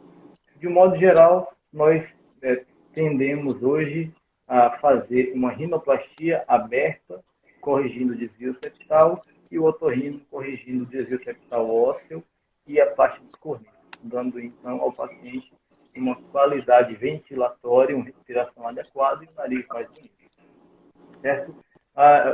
Uma pergunta que fizeram, toda rinoplastia tem fratura? Não, nem toda rinoplastia tem fratura. A fratura, inclusive, é um termo leigo, a gente fala osteotomia, fratura é osteotomia, mas fratura se torna um pouco mais fácil de falar. Para que serve fratura nasal? Fratura nasal se serve para nós mobilizarmos os ossos de forma a nós fecharmos o teto nasal, reposicionarmos os ossos nasais para que o dorso nasal e as paredes laterais nasais elas fiquem homogêneas.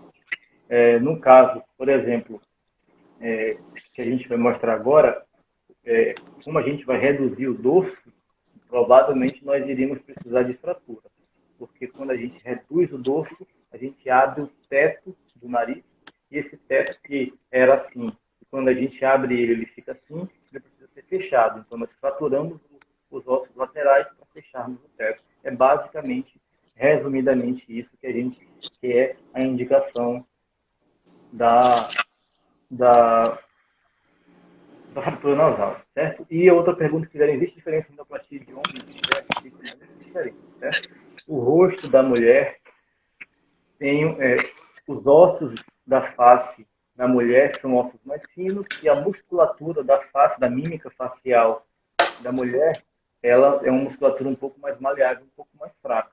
Já do homem, os ossos nasais, a maxila e os ossos nasais do homem têm espessuras maiores e a musculatura é uma musculatura muito mais forte. Certo?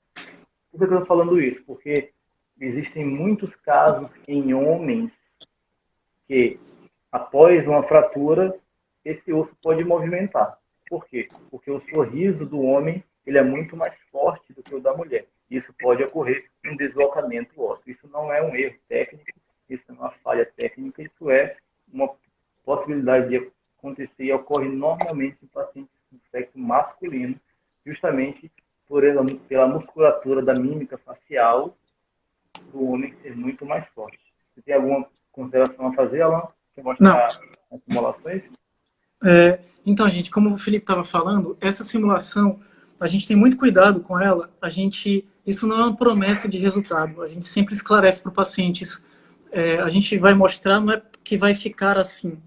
Isso é um programa de edição de fotos, né, o Photoshop, não é a realidade, não confere com a realidade, mas é importante para a gente se comunicar com o paciente, para a gente saber se aquilo que dá para ser feito, se o resultado que a cirurgia vai entregar é o que o paciente deseja, se ele vai ficar feliz com isso. Se a gente mostra essa simulação, olha, a gente consegue chegar nesse resultado, você fica satisfeito com isso? Se ele gosta, ótimo, a cirurgia vai trazer felicidade para ele. Mas se às vezes ele está desejando algo a mais e que não é possível, aí a gente consegue identificar que, opa, suas expectativas estão muito aumentadas, estão muito altas, são irreais, a gente não consegue chegar a esse resultado, é melhor não operar. Então eu vou mostrar aqui, essa simulação foi feita comigo, tá? É uma foto minha para não expor ninguém. Então, como o Felipe estava falando, alguns conceitos mais técnicos. No meu caso, eu tenho uma giba dorsal, né, um aumento aqui no dorso do nariz, um nariz com a projeção muito aumentada, que dá esse aspecto um pouco alongado para ele, com a ponta caída. A gente gosta muito de resultados naturais, para que a gente possa ter uma melhora da parte estética, mas sem mudar as características. Então, uma simulação aqui que seria possível chegar era retificar esse dorso nasal e diminuir um pouco da projeção da ponta nasal, para a gente sair de um nariz com uma giba dorsal grande e com a ponta pendente, para um nariz com um dorso mais reto, mas mantendo o ângulo nasocolumelar, que é esse ângulo do nariz, nasolabial, em torno de 90 graus, que é o mais compatível com o padrão masculino. Você apontar com o dedo o seu ângulo nasolabial, para eles entenderem? Aqui, ó. Esse ângulo aqui. O nariz, quando fica muito arrebitado, ele fica com um padrão mais feminino. Então, na rinoplastia masculina, a gente busca um resultado um pouco mais masculino, se essa foi a identificação de gênero do paciente, e os resultados são mais compatíveis com isso, mantendo esse ângulo mais reto, ou seja, o nariz não tão aberto, não tão empinado, a ponta não tão empinada. E aqui, numa visão frontal, eu tenho uma globosidade importante da cartilagem alar, elas são globosas, o que dá esse aspecto redondinho ao nariz, é bem comum, e a gente consegue, através da rinoplastia, deixar esse nariz um pouco mais delineado, um pouco mais bem definido, sem tanto esse aspecto redondo. Mas veja que mantém as mesmas características da pessoa. A gente consegue fazer algumas melhorias estéticas, mas não mudar a afeição natural daquela pessoa que precisa ser preservada, a identidade dela. Uma coisa muito importante que o Alan falou é sobre justamente expectativa, certo? Essa simulação a gente sempre faz em consultório, 100% dos casos. A gente sempre deixa muito bem claro para o paciente que isso não é uma promessa, de jeito nenhum, até porque isso é um programa de computador, certo? A gente faz a simulação para mostrar, ao final da simulação, a gente mostra para o paciente: Alan, o que você acha desse resultado? Você ficaria feliz? Porque esse resultado que nós simulamos nessa edição, ele é altamente factível a partir da nossa consideração e da nossa avaliação. Caso o Alan ache ótimo, então é sucesso, ele vai ficar muito feliz com o resultado e a cirurgia vai ser executada, bem executada, se ele cumprir um bom pós-operatório, que é muito importante, a gente vê muito paciente que tem dificuldade em cumprir um bom pós-operatório, isso é fundamental, o pós-operatório é muito fundamental, ele vai ficar feliz. Agora, se o Alan olha o que é possível ser feito no nariz dele e fala: ah, não, eu não gostei, eu achei que o meu nariz, eu queria o nariz empinado muito mais, o nariz muito menor, eu queria o nariz da fulana. E isso, com certeza, independente do que for feito, porque, como vocês viram na simulação, embelezou muito o rosto da pessoa, qualquer coisa que for feita no nariz ou no rosto desse paciente, ele vai ficar infeliz, chamando isso de frustração. Então, a parte psicológica é algo muito importante. Nós fazemos a simulação não é para prometer resultados, é para se comunicar com o psicológico do paciente, para identificarmos pacientes que estão mais se iludindo ou estão numa expectativa irreal, que realmente, muitas vezes, isso vai trazer muito desconforto, muita infelicidade para ele. Uma coisa também que é muito importante sobre rinoplastia é que a rinoplastia atual é o melhor nariz possível no seu rosto com o seu nariz. É basicamente isso. Não existe mais hoje fazer rinoplastias que mudam completamente o rosto da pessoa, a não ser que isso seja um pedido. E quando é um pedido, a gente precisa avaliar se isso é possível, certo? Então, alectomias, que são a retirada, a diminuição das áreas nasais, tem que ser feito com cautela e quando indicado, porque senão o nariz pode ficar muito diferente e respirar muito mal. Outro exemplo: se o nariz for muito arrebitado, isso vai mudar completamente a estética e as métricas da face do paciente. O paciente precisa entender que hoje o fundamento da rinoplastia é rinoplastia aberta, rinoplastias que se adaptem ao próprio rosto do paciente, rinoplastias que façam o nariz que respire, certo? Então, quando tem indicação de otorrino, é preferível que ele faça no mesmo tempo, ou caso não queira fazer naquele tempo, faça em outro momento, mas que faça, porque ele precisa respirar melhor e que também precisa de uma boa recuperação. Muita gente fala sobre segurança, nos pergunta se é seguro, mas não quer cumprir o básico pós-operatório. E a gente sempre fala: olha, até o final da cirurgia a gente consegue controlar basicamente tudo do que ocorre nos eventos cirúrgicos. Depois que você vai para casa, a gente entrega para você essa responsabilidade de se cuidar de você, inclusive da sua cirurgia. Então, vou dar um exemplo. Se o paciente, na pandemia, usar máscara logo depois do pós-operatório, ele vai ter algum tipo de problema depois, porque uma máscara comprimindo o enxerto que a gente coloca na columela não é indicado. Então, será que é um bom momento operar nariz na pandemia? Provavelmente não. Nós falamos isso no consultório. Não é porque nós somos bonzinhos ou malzinhos, não é isso. É porque nós falamos de indicação, resultados duradouros. De outra forma, o paciente, normalmente, quando tem osteotomia, quando tem fratura, os olhos ficam um pouco roxos. Então, se o paciente for para o sol, tem protetor solar, vai ficar com isso hiperpigmentado. Não é da cirurgia, é do pós-operatório. Então, o pós-operatório é fundamental. Nossos pacientes sabem disso. Nós falamos muito isso, cobramos muito dos nossos pacientes pós-operatório adequado. É uma cobrança que a gente faz, é uma divisão de responsabilidades, porque se senão fica um pouco um tiro no escuro. A gente faz uma cirurgia que fica perfeita ao final da cirurgia e se o paciente cuidar, aquilo pode ficar uma coisa que não era o objetivo final. É, mais sobre rinoplastia, só para a gente concluir, a rinoplastia hoje é a rinoplastia aberta estruturada. O que é rinoplastia estruturada? Rinoplastia estruturada é aquela rinoplastia onde nós coletamos enxertos de cartilagem, normalmente da parte do septo nasal, cartilaginoso. Fazemos várias estacas, como se fossem umas tirinhas de cartilagem, e na remodelação do nariz, nós estruturamos o nariz, para ele ficar estável, para ele não ficar completamente mole. Isso não tem nada a ver com a parte óssea, a gente está falando mais da ponta nasal, disso tudo.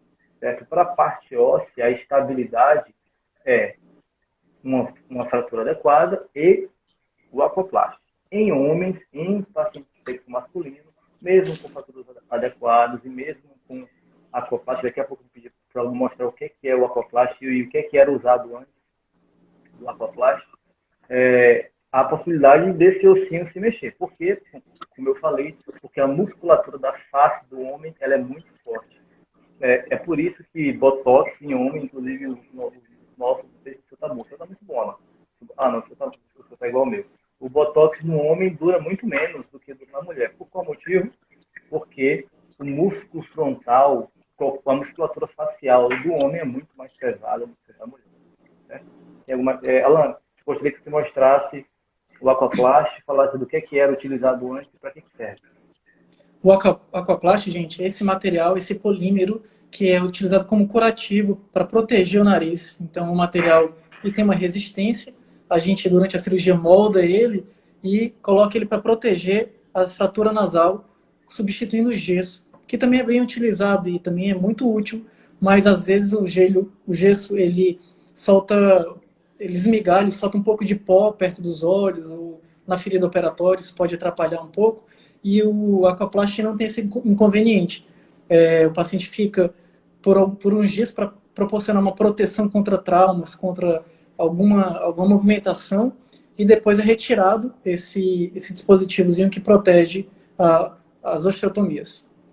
Esse material ele é maleável, ele vem durinho, ele está durinho assim, mas quando ele é imerso em água muito quente, ele fica maleável e a gente modela de acordo com o que a gente quer que seja feito o dorso do paciente. Já falei aqui sobre as diferenças de homem e mulher. A gente fez a simulação, que é da última Sim. mostrada lá nessa simulação, só para eles, se você puder aproximar um pouquinho mais da câmera, para verem bem os detalhes. Respondendo uma pergunta aqui, fizeram uma pergunta se a rinoplastia com AC, com a correção do desvio de septo, deixa hematoma muito grande. Como o Felipe falou, a gente avalia sempre a parte respiratória. Quando tem indicação, é feita alguns procedimentos focando a cirurgia, a parte respiratória, além da parte estética.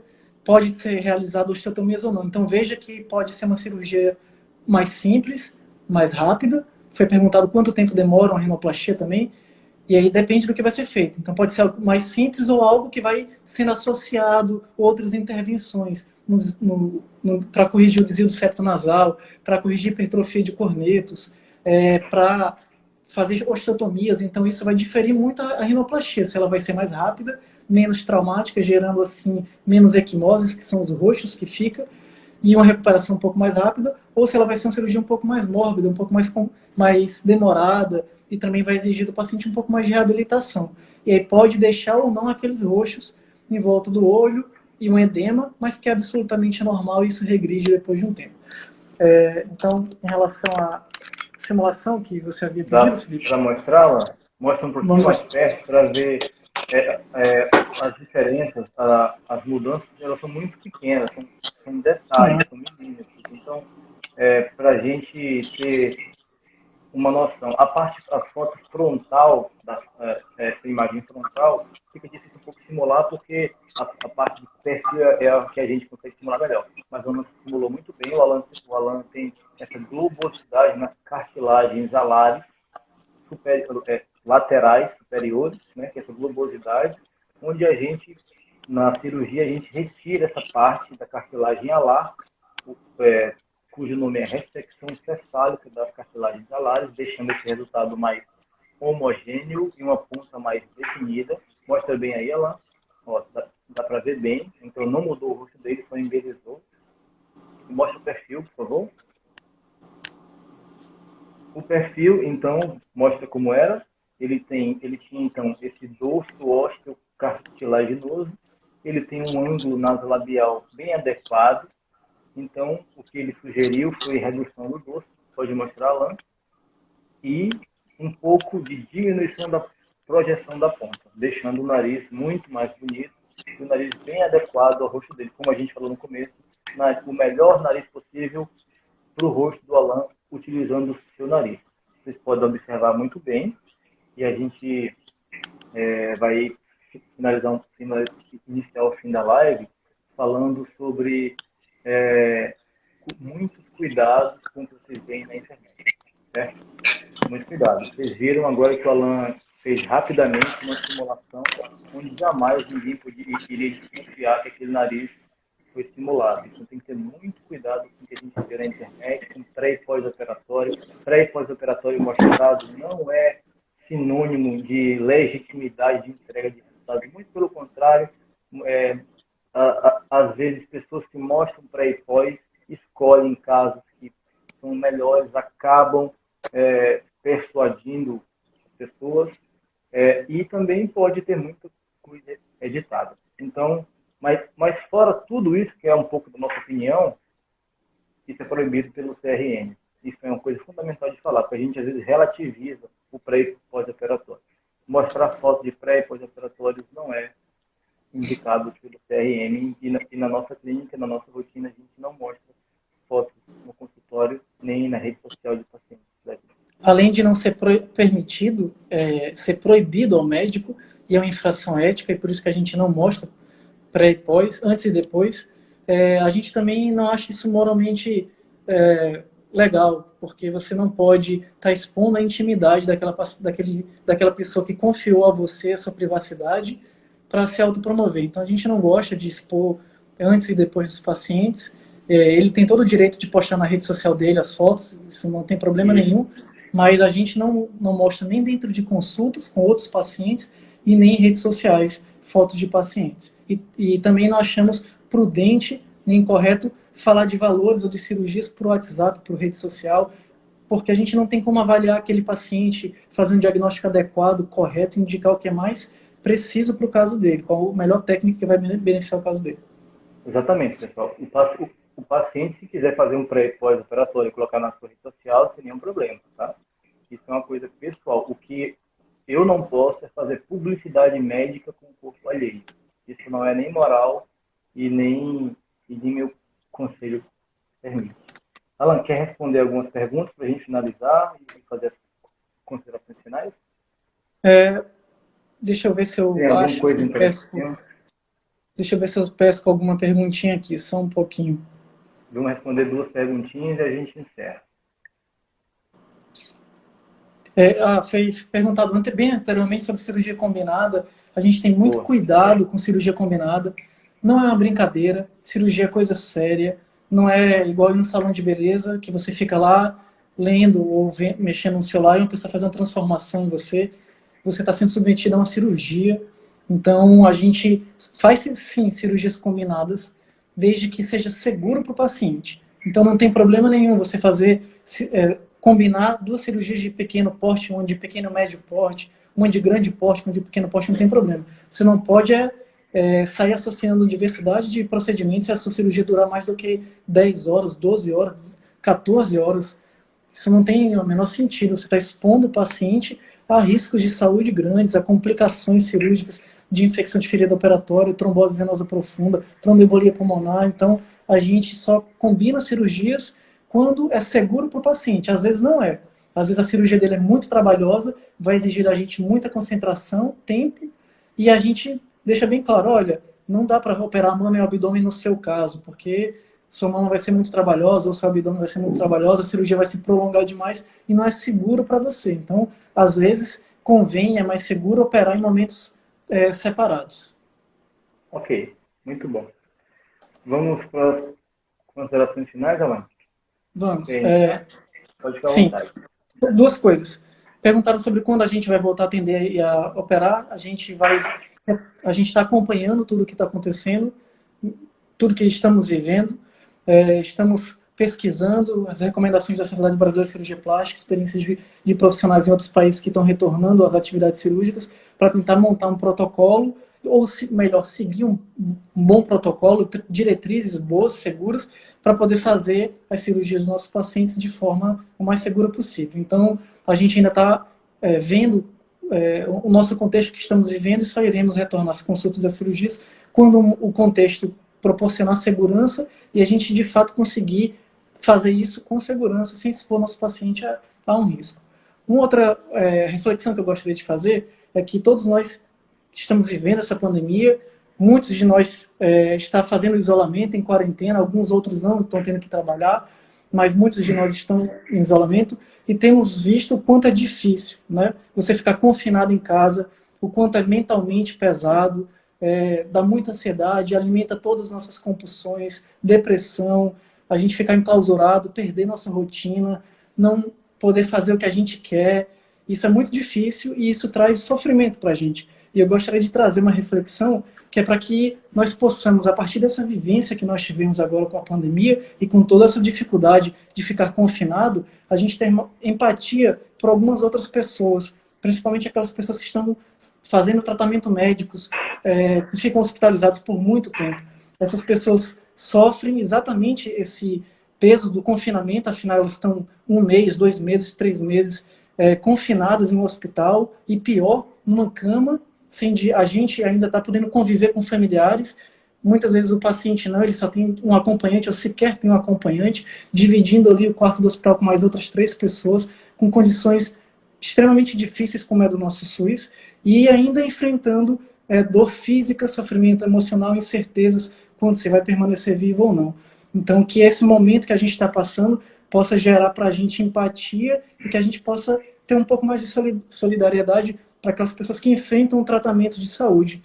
Eu quero depois, vou deixar à disposição no Instagram da clínica, no Instagram da plástica, algumas casas de apoio que são entidades que recebem pacientes de municípios e vêm para cá para fazer tratamento e muitas vezes passam dificuldades tremendas porque não tem onde ficar e o nosso estado, o nosso país não consegue proporcionar o cuidado social que essas pessoas merecem para passar pelo tratamento médico. E seria muito importante que a gente tivesse mais empatia e engajamento em relação a isso, que pudéssemos ajudar hospitais como o Hospital do Câncer, em casas de apoio que recebem pacientes e que pudesse todo esse sofrimento que a gente vem passando com o isolamento nos agregar algo, né? Que pudesse engrandecer a gente ao olhar para o próximo que está passando por um momento mais difícil. Ótimo, muito bom, Alan. Parabéns pela sua empatia e pela sua reflexão. Acho que é muito importante. A gente falou aqui basicamente sobre cirurgias estéticas, como eu falei no começo, mas é importante lembrar que cirurgia plástica não é só cirurgia estética. Certo? Cirurgia plástica é cirurgia plástica e nós temos diversos pacientes, pessoas que precisam da gente. O Alan faz um trabalho lindo,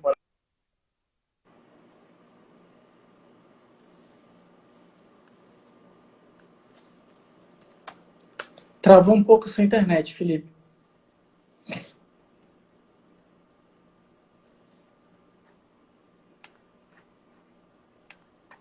Opa, voltou? Aí, você estava falando que não é apenas cirurgia plástica.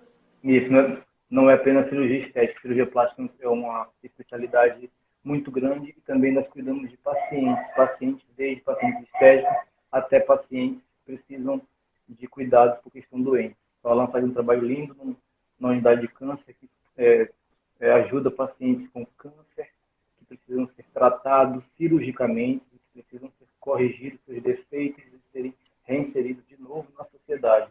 Isso é uma atitude muito nobre.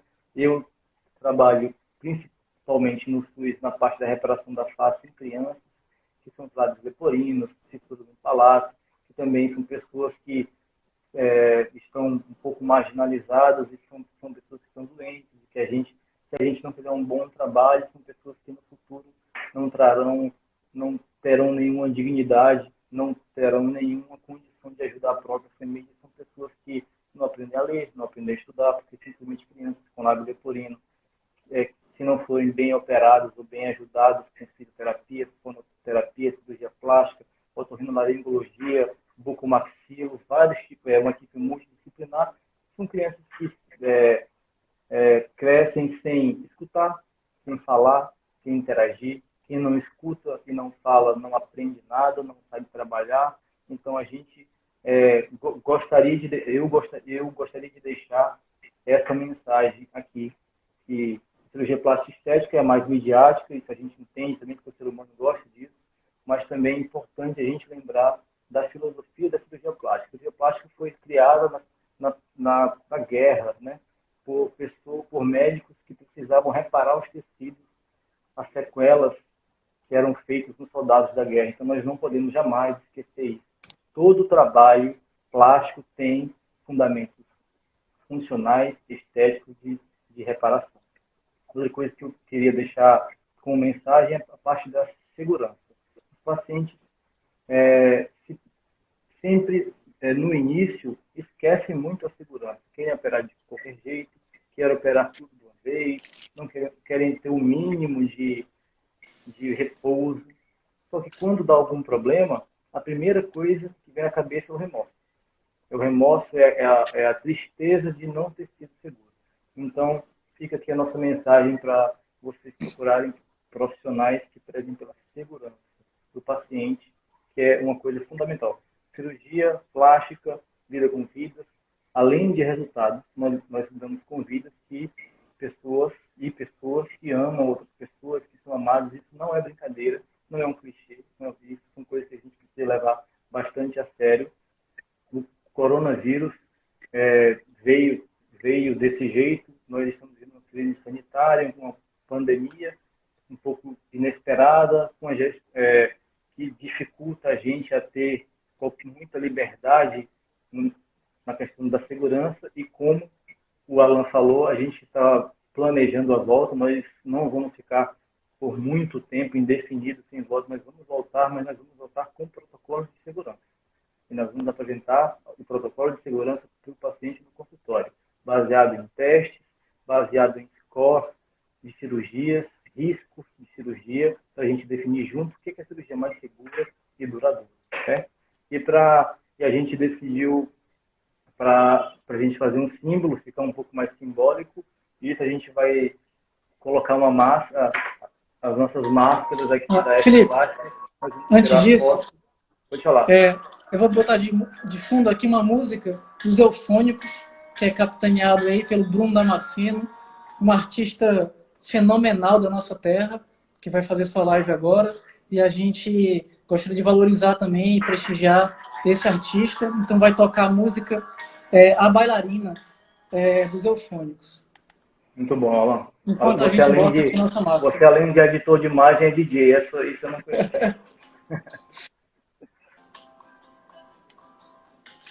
Enquanto ela dançava, Nossa máscarazinha.